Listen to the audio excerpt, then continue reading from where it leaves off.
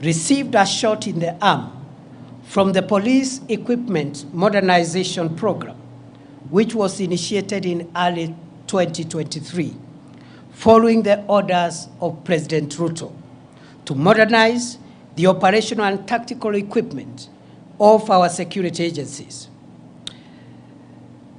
The 37 billion shilling 5-year program is underway, with 7.6 billion shillings already spent to acquire armored personnel carriers, mine-resistant, ambush-protected vehicles, personal protection equipment for the police, as well as sophisticated weaponry to provide enough firepower to protect our nation.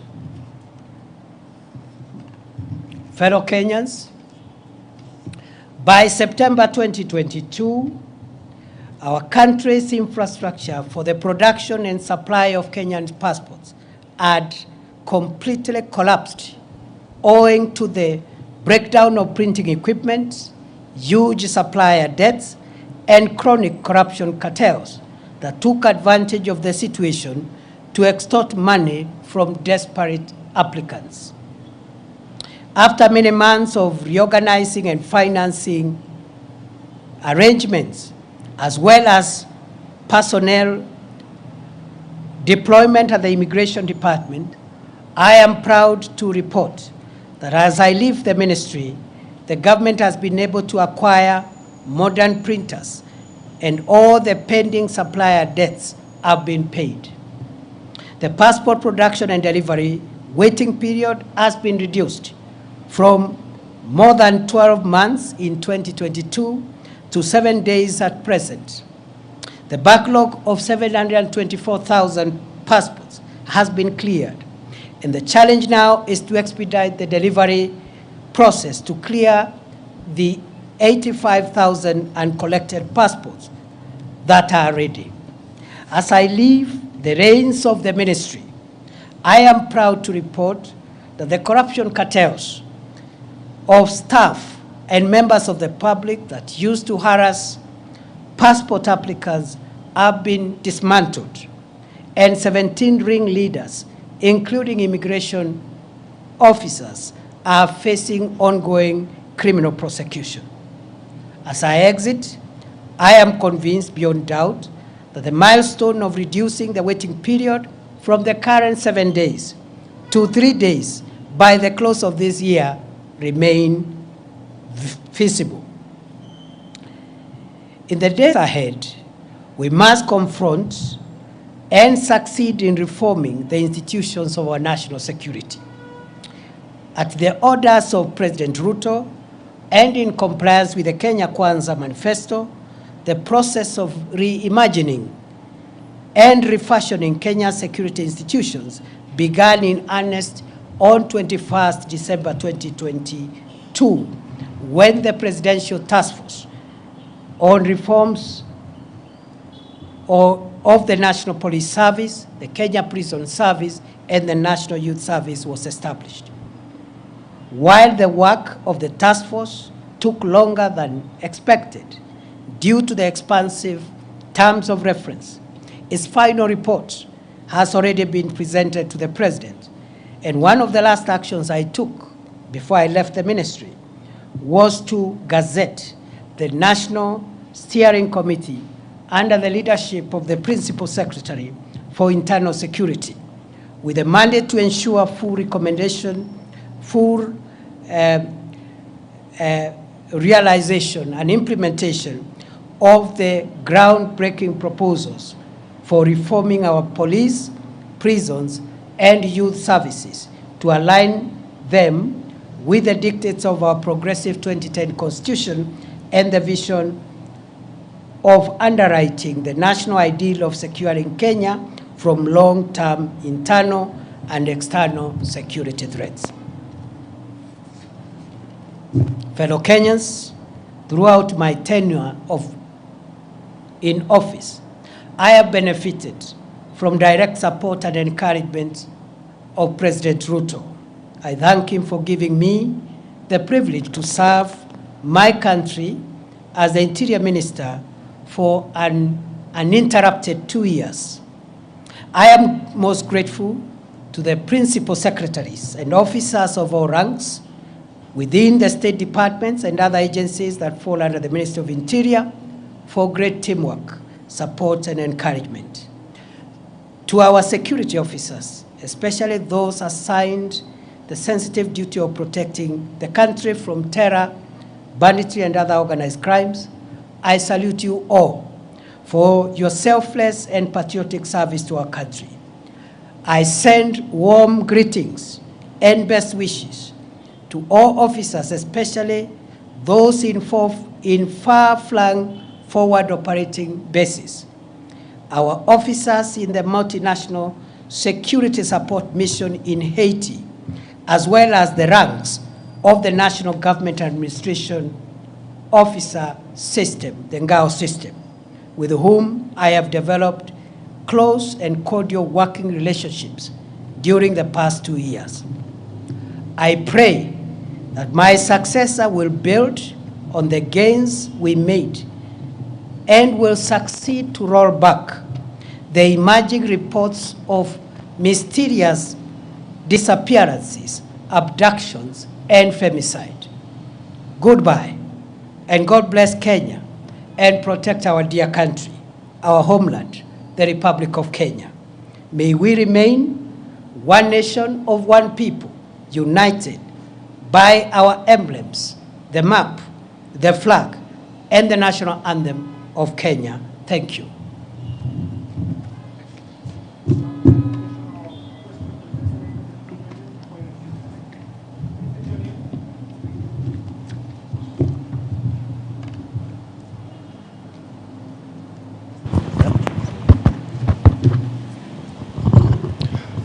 My name is Eric Owenga, labda kwa Kiswahili Bwana Naibu Rais. What do you speak of about your legacy in terms of abductions and extrajudicial killings that were rampant during your reign as the Cabinet Secretary of Interior for the past 2 years? Because Kenyans, some of the questions have not been answered in regard to the same. Can you exhaustively speak about it? Thank you. Yes, as you have, thank you very much for that concern. As I have said towards the last part of my statement, I have demonstrated how for 2 years, every day of my life, I have struggled to secure the country from crime and from people who would have caused us harm. And I have told my journey, the places I've been and what has took me there, the work I did in immigration and other places. At the end of my statement, I have said, as I exit that office, I'm exiting at a time when there are reports of cases of mysterious disappearances, abductions, and femicide. And I have handed over the responsibility of cracking down on those emerging reports of crime. And I wish him well, and I know he will succeed.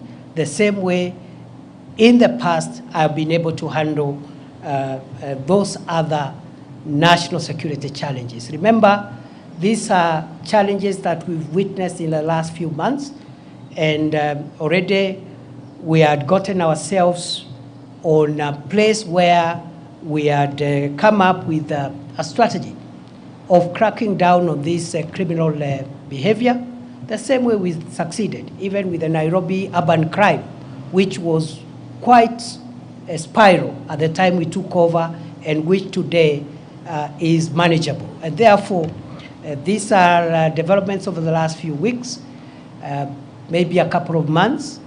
We had laid the ground on how to deal with both cracking down on criminals who are in that space of femicide or abducting people, and also a framework for accountability of any rogue officer or officers who will be involved. And therefore, that should be the task of the next minister going forward.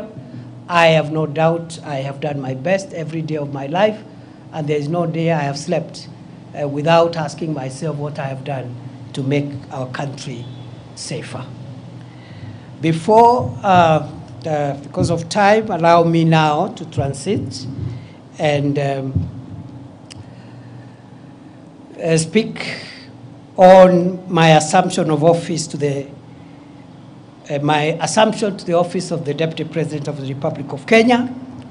Those of you who were in the swearing in, you realized I just made some of the cuff remarks deliberately because it would not have been appropriate at that time to give lengthy speeches because of the official context of the day. So today is the day when I wanted to at least make statements on my assumption of office. Fellow Kenyans, on 1st November 2024, as you are aware, I assumed the office of the Deputy President. That day was and shall remain the most momentous and significant day of my life. After serving my country for a quarter of a century as a law lecturer, legal practitioner, senator, majority leader of the Senate, deputy speaker of the Senate, and most recently as the cabinet secretary for Interior, I now take over office as the third Deputy President of the Republic of Kenya.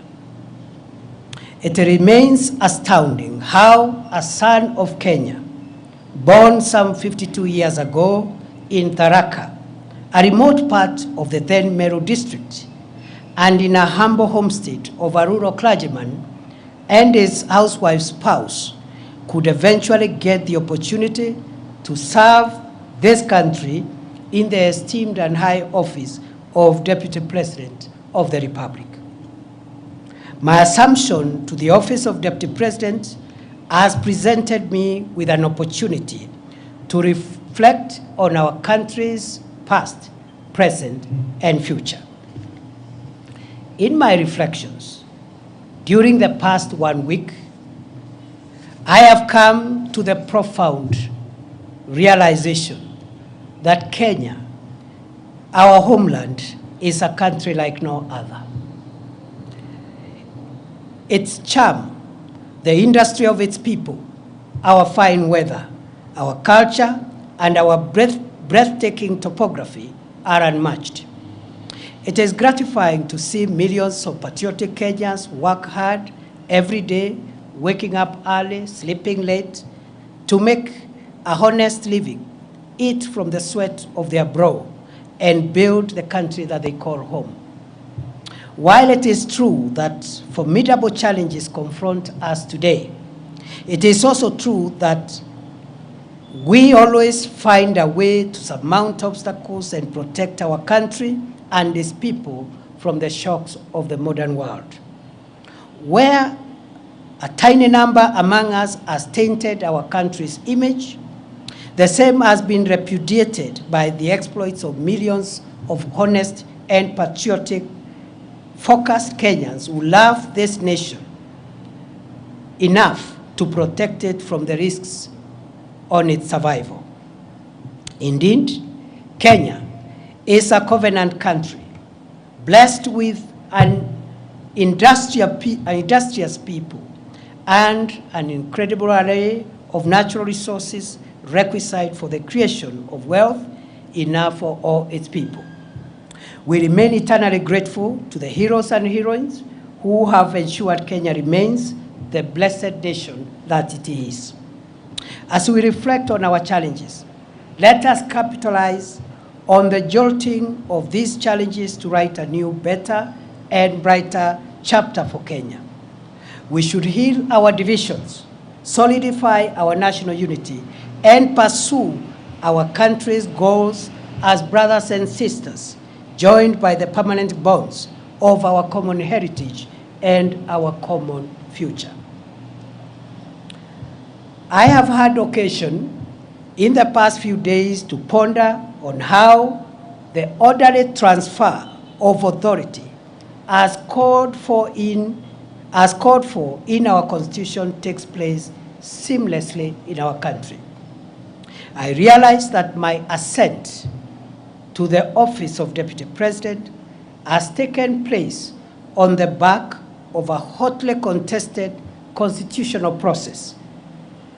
For weeks, the country was glued to parliamentary and judicial events whose completion is a testament or was a testament to our country's democratic credentials and the integrity of our constitutional institutions. I am humbled to be of service to this country as its Deputy President, and to formally take the reins to support and assist President William Ruto and the team he leads towards the realization of his vision to deliver the transformation of Kenya. It is an honor to serve my country at such a time as this, when Kenya is moving forward and upwards to the heights that our forefathers envisaged when they fought for the establishment of our republic. The founders of our nation and those who fought to make us a free people triumphed over the oppressive chains of colonialism, not only because they worked hard for it, but because they remained united. Today, as in the past, the quest for national unity is undeniably the most profound aspiration animating our national conversation. Why? Because we are coming from a rough patch where we had been enthralled in a rather unfortunate conversation about distinction, difference, and division. At a time when the country desperately requires a rallying call to pull together to steer our nation to greatness during these challenging times.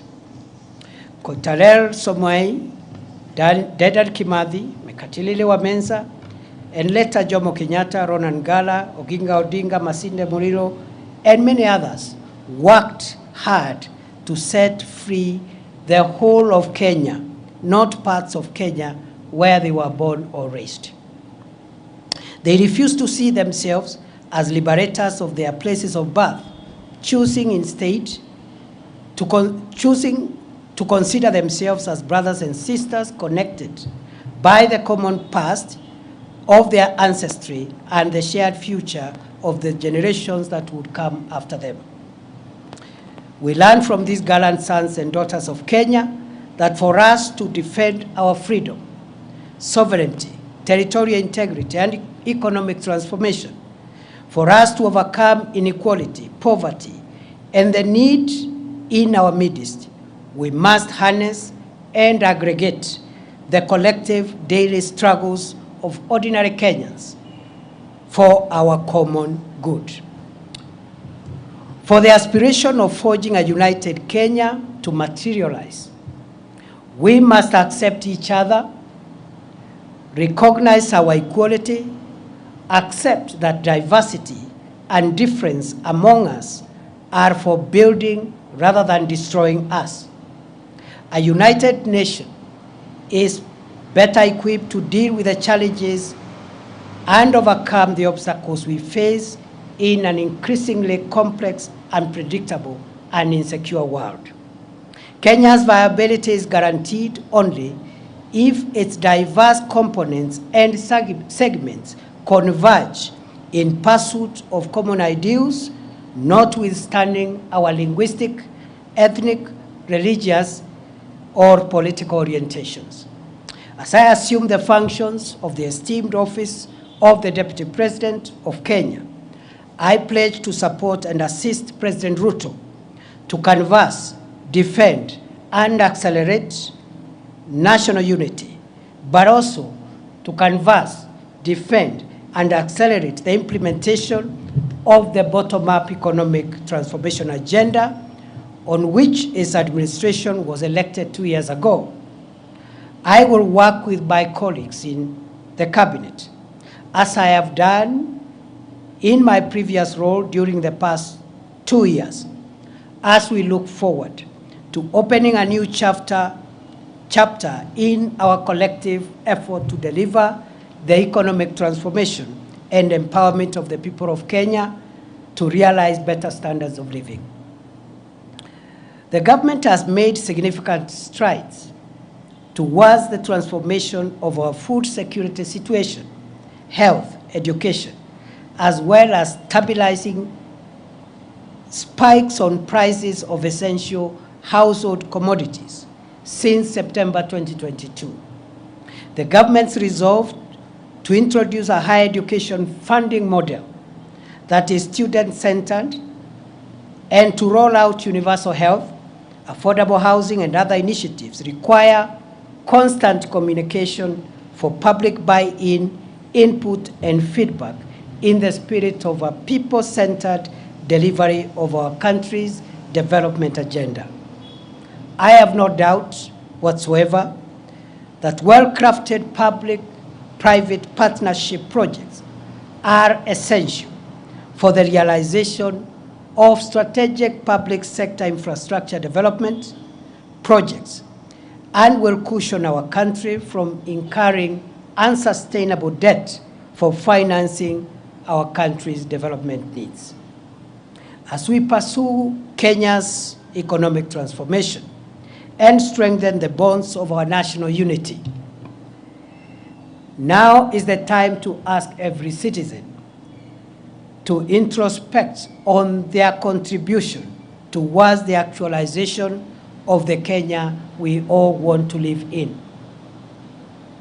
The values of honesty, hard work, patriotism, family, and all other values of our civilization, faithfully transmitted through generations, makes it possible for us to transform this country into a more inclusive, equitable, and cohesive nation in which every citizen is able to live free from fear and want.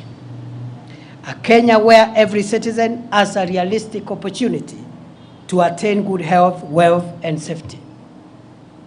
Our ambitious ideal for a new Kenya will be actualized by sacrifice, hard work, pulling together, eschewing the blame game, and loving Kenya more than our subnational affiliations.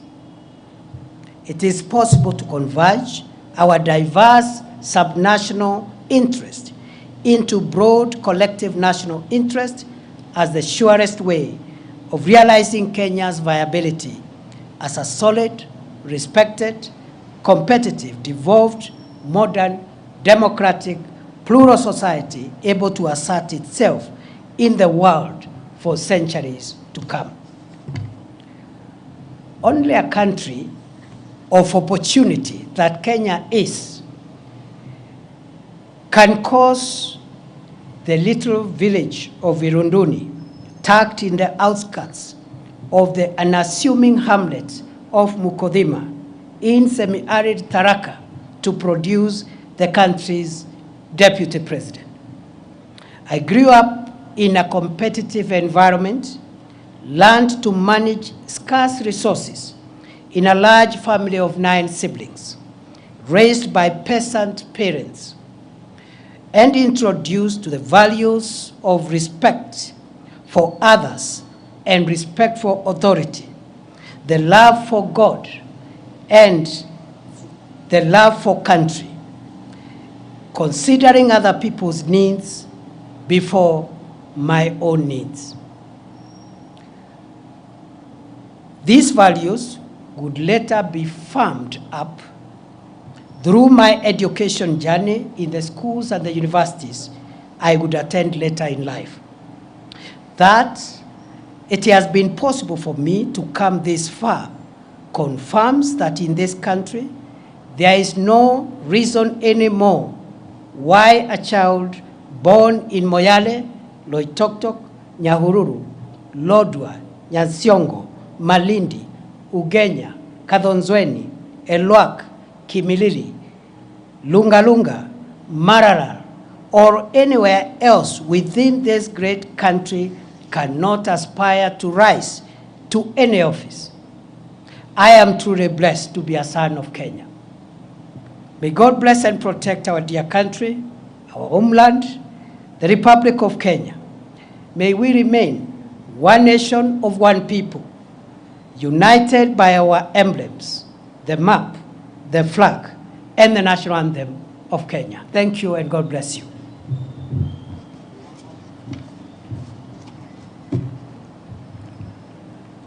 I'll take maximum 2, please. Thank you, Excellency. My name is Melita Oletenges for Citizen TV. My question is, you are stepping into this new role at a time when counties have not had a disbursement of funds for about 4 months, and it is causing a cash crunch there. And now that you're going to also be the chair of IBEC, how do you tend to accelerate this and ensure that services in the counties roll as they should be? Kyo? My name is Sydney Chazima. My question goes to what you've mentioned about national interests. And recently, while performing your duties as the Deputy President, you spoke before the judiciary at the 12 years anniversary for the Supreme Court. And you mentioned that there need to be a place where the courts consider the national interest as opposed to the public interest. Someone may misconstrue this as the executive trying to exert its pressure on the courts. What would you make of this? Thank you. Those are very good questions. I would like to respond to them as follows. It is true there is a bit of cash disbursement delay for counties, which is unfortunate. But I think the context for that situation is that this country in the last 2 years have come from a very difficult macroeconomic situation. And it has taken 2 years of hard work under the leadership of President William Ruto to tackle the macroeconomic stability of the country, stabilize the shilling, stabilize essential food prices of essential commodities, including fuel, and so forth and so on. For the first time this month, inflation is at 2.7%, the lowest in 17 years. The last time the inflation was at that level was in 2007, just before the post-election election violence, at the peak of President Kibaki's best economic situation. And therefore, the heavy lifting that the country has had to do is now behind us.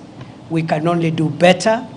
I am going to convene as soon as possible the consultative forum under the auspices of IBEC, and I believe the short-term issue around disbursements should be tackled in a more sustainable manner, so that we don't just release what is outstanding, but we find mechanisms of ensuring that we don't have similar delays in the days ahead. So that is something that I'm seized of. Just the way we have tackled other issues and economic challenges, we're going to tackle the disbursement to counties promptly, and that is what the Constitution requires, that the national government must ensure that counties receive their funds within the required time. Secondly and lastly, I've been asked to comment about the comments I made at the Judges Conference. And at the Judges Conference, I said, first and foremost, that conference was not a meeting between the executive and the judiciary. It was a conference for the court to introspect and reflect on how the judiciary has performed, especially the Supreme Court, in shaping the jurisprudence of our country and interpreting our Constitution. And therefore, it was an opportunity to look at the successes, the challenges, what has been done correctly, and what perhaps needs to be relooked. It's in that context that I gave the views from where I sit, based on my legal background. I made the remark that I believe the Supreme Court of Kenya has done a fantastic job in interpreting the Constitution. For 12 years, what the Supreme Court of the Republic of Kenya has done is equivalent to what some Supreme Courts have done in 50 years. So we are very proud that our institutions are not only efficient, but they are on a trajectory of fast maturity. At that point, because it was a moment for introspection, I said, the jurisprudence that the court has given us about public interest is very refreshing and welcome. And then I remarked, going forward, as the Supreme Court consolidates its own jurisprudence and enhances it, perfects it, it is worth reflecting, even beyond public interest, whether our Constitution allows our Constitution allows the court to distill existential values of the state. And I told the meeting that those existential values are found in two places. One in chapter 1, which is the foundational chapter that establishes our country, defines what Kenya is, the map, the territory, the coordinates, and the fundamental principles, including devolution. And then, chapter 14 on national security.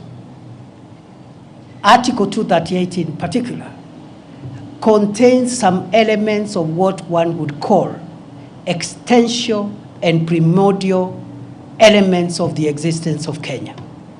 That Article 238 says that there are certain core interests of Kenya that must be protected.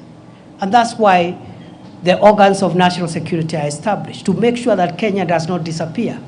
It survives.